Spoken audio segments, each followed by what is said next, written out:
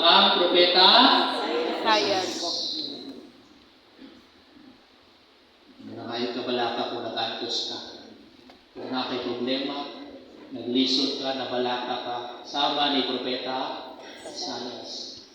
Kung nasayod ka, manaa ang Ginoo, mas mulawong ang atong pagtuo diya. Amen?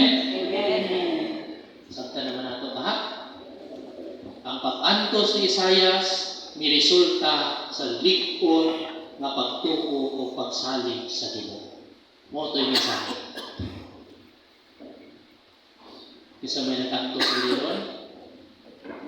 Kung natay mga pag-antos, mas muduol hinuon ka sa Ginoo. Okay? So ang point, suffering will lead us to stronger faith in God. Amen? Amen. Dito tayo sa second. Okay, ma'am, salamat kayo mga. No? Dito tayo kay Queen. Okay, ito na si ma'am. So ato yun yung sabto ni kay nindot kayo pagbasa. Yan ako usbon sa first nato nga pagdungog di dayon nato ba? Nasabta na ba ito ninyo dahil diniha? Wala pa. Una nga, nindot kayo nga atong sabto ni Mayo. So, suffering ni Isaias leads him to stronger faith in God. Amen? So, dili na karon ka, asa na tubigan, ma'am?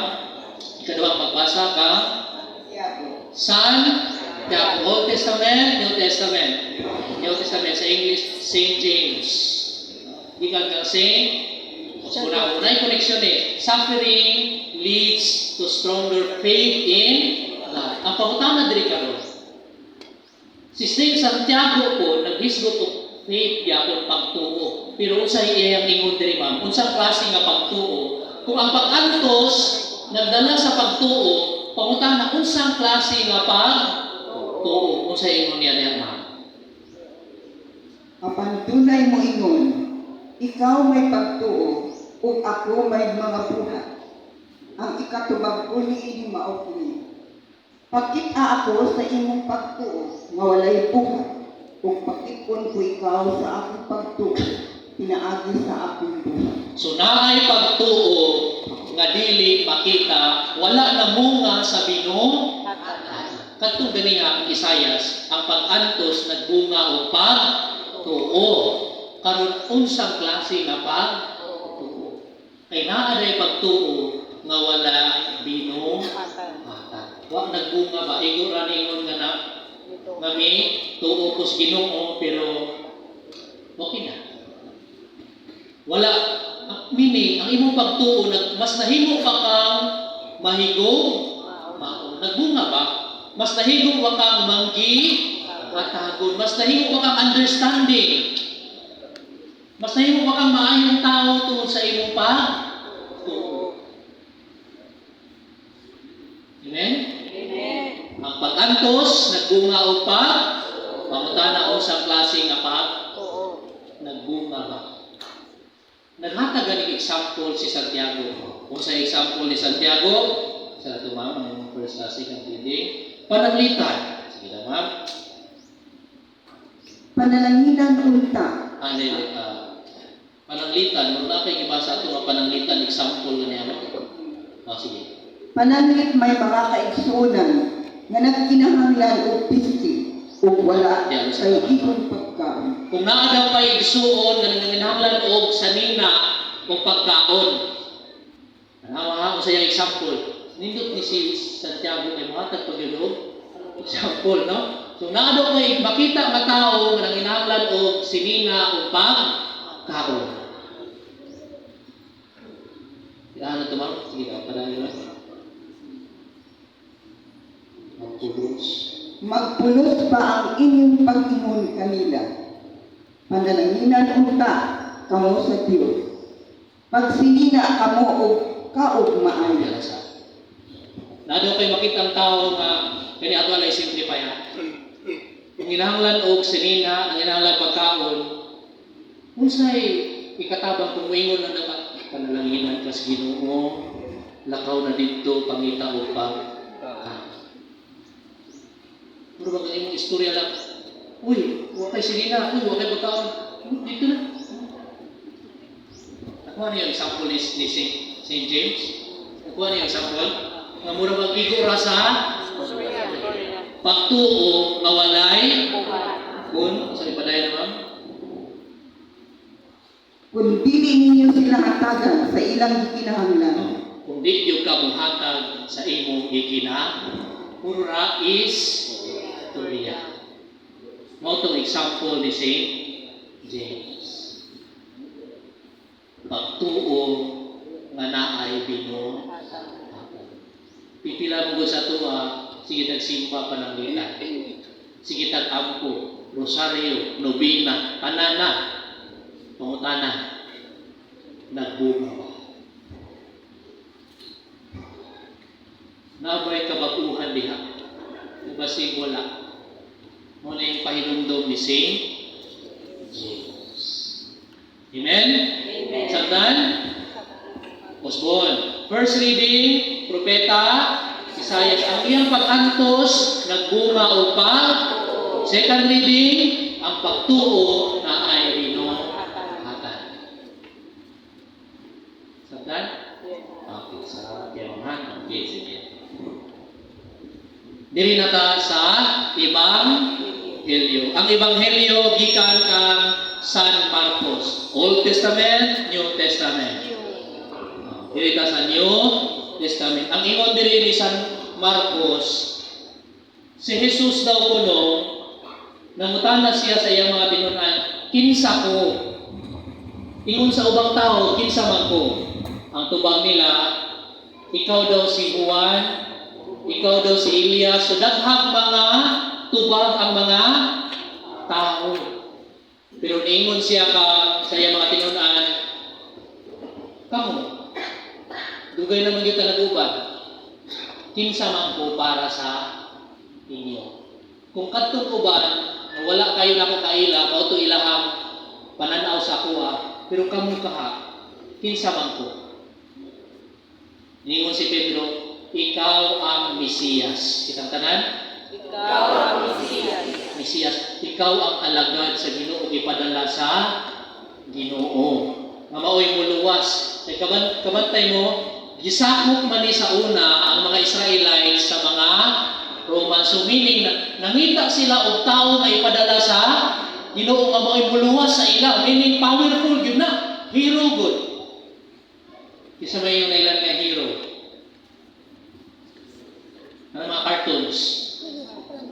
Superman, di ba? Powerful pa niya ba? Alam naigidaog-daog yan. Si Superman mo ato ra diha nga pakulata ra ka. So naluwas ba ito? Wala.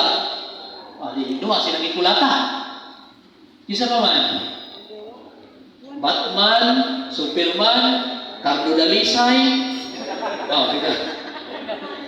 Siyempre, kung Mesiyas ka, kinahanglan yun nga ikaw usa ka, kagkamudaw nga pakulata diha. Manluluwas. Mao na kaningon si Pedro, Ginoo ikaw gyud ang Mesiyas. Pasabot ni Pedro, ikaw gyud mao mo luwas mo. Dapat gumhanan jud ka. Usa ingon ni Jesus.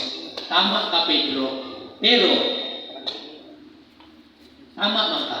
Pero ingon si Jesus, ako Aristohon, magsakit ko, daghang magbugal-bugal, daghang muluwa, sama sa first, nakuha niyo? Daghang bunal sa iyang likod, sama sa first, mag-antos po siya. Sama sa first, Jesus will be suffering. He is the suffering servant of God. Connected sa first, mag-antos siya. Unsay reaksyon ni Pedro? Gikuha niya si Jesus, gibila niya si Jesus, niingon si Pedro, Ginoo, di na pwede. Ano? Mesiyas ka, magsakit ka, bunal-bunalan ka, bugal-bugalan ka. Dili. Pwede kay ang una-una lagi ni Pedro, ang Mesiyas, usa ka, powerful. Nya karon magpabunal ka, magpa-aristo ka, patyon ka. Dili pwede. Kung sa itubang ni Jesus kang Pedro, pahawa Satanas. Kaya ang imong una-una, dili na una-una sa tao, dili na una-una sa Dios, kung dili una-una sa tao. Wala ka pa yung nasabtan ni Pepe. Meaning, gusto ipaila-ila ni Jesus kung usang klase ng Mesiyas siya. Usa ka Mesiyas nga luyo. Nabisang nag-antos puno sa gugma. Pwede gulong ta, gamhanan man si Jesus, pwede gulong ta, or magiko lang na isa sa patay tanan. Pero, ipailayla ni Jesus na He is the suffering servant.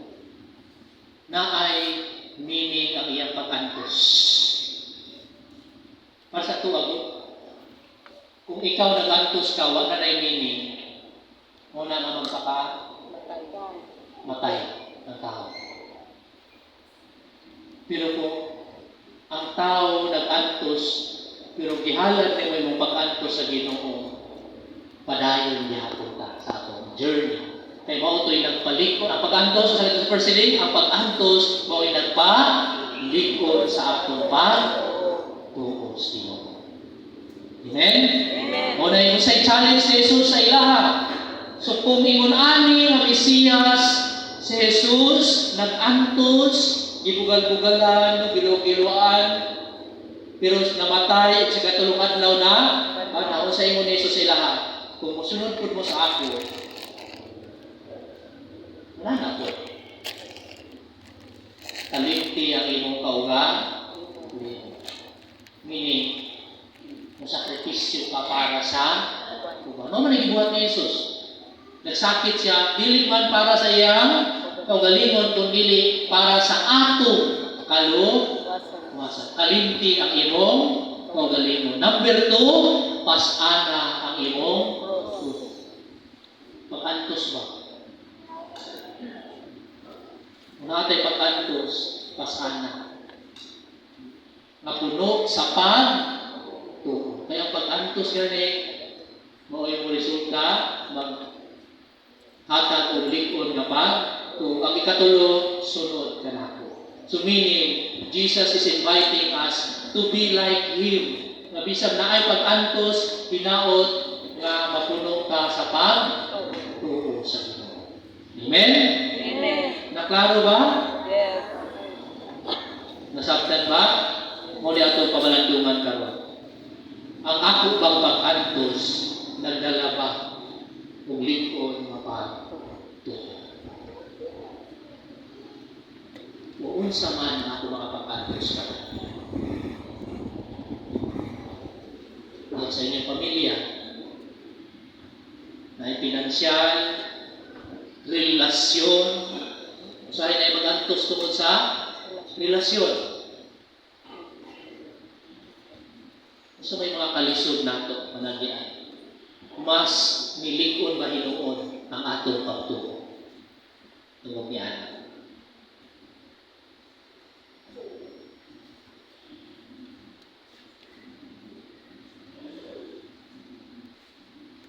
Kaya usahay lagi mo ni problema nato na kung maka-experience na ng kalisod, mo give up na dahil.